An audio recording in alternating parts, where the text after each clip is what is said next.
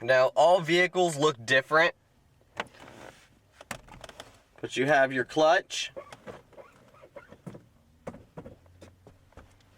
your brake pedal, and your gas. Now, just like in a normal car, the brake and the gas pedals are right next to each other. But your clutch pedal kind of looks like a brake pedal. So try not to get them confused. The clutch will always be closest to the door. The brake is always in the middle. Gas is always on the right.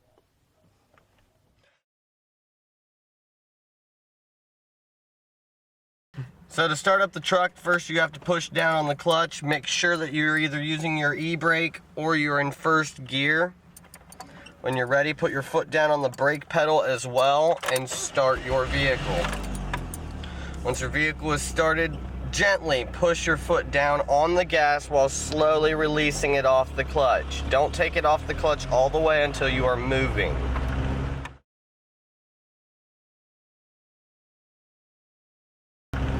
Once you get up and going, after about 10 miles an hour, I generally switch to second gear, which will give me a little more get up and go to get over hills and stuff. I go a little faster, my engine starts to whine, I switch it up to 3. I'll stay in 3 for a good minute, seeing as how most streets in town are generally from 25 to 35, I generally don't have to go past 3rd or 4th gear.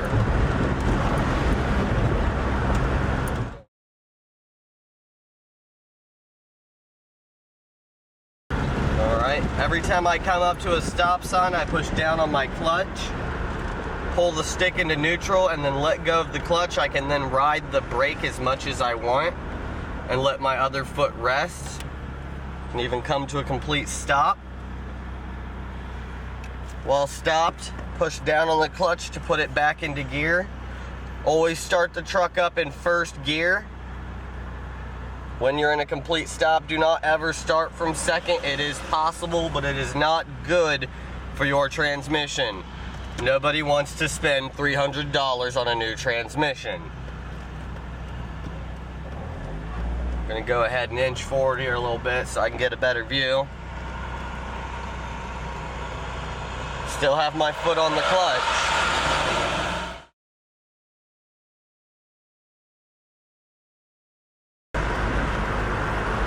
The downshifting's the tricky part. You gotta know when to do it. And you gotta know where you're downshifting to. Sometimes you only have to downshift to the last number you were on. Sometimes you may have to skip a gear. Right now I'm going about 25, so if I were to downshift, I would downshift it to 3rd. Since we're still moving, I won't have to do that.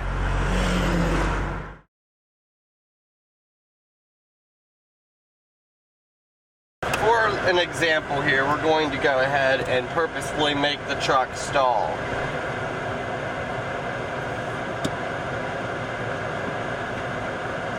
You'll notice I'm pressing on the gas and nothing has happened. The vehicle has come to a complete stop. It won't even rev. If this happens, do not panic. Put your foot on the clutch and the brake. Shut the vehicle off for just a second and turn it back on immediately, keeping your foot on the brake. As you turn it on, your brake pedal will let it go down. Once it's fully hit the bottom, you should be good to start your truck up again. Remember, if you stall, it's not a bad thing. Don't panic. Everybody stalls a few times, even professionals. It's just a quick tap it, get it ready to go, turn the key back on, make sure you're using your clutch.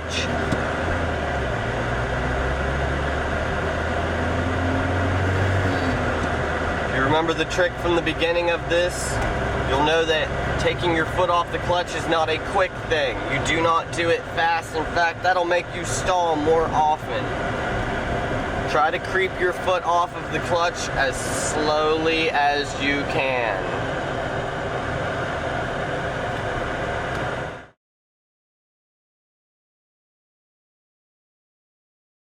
Alright, so Starting your truck or car stick shift wise on a hill can be a tricky deal.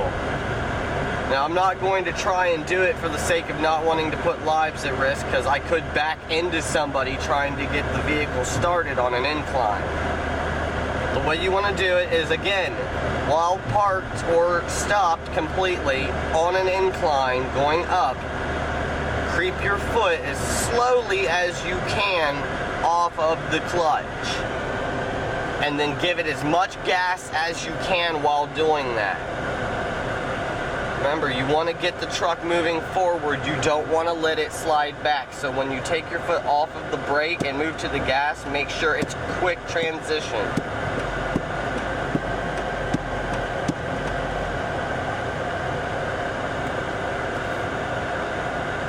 That's pretty much all there is to it. Just know that in a stick, while on an incline, if you are not using your brake, your vehicle will slide backwards. So if there's somebody riding your butt, I guess I'll have to say, just hope you don't mess up.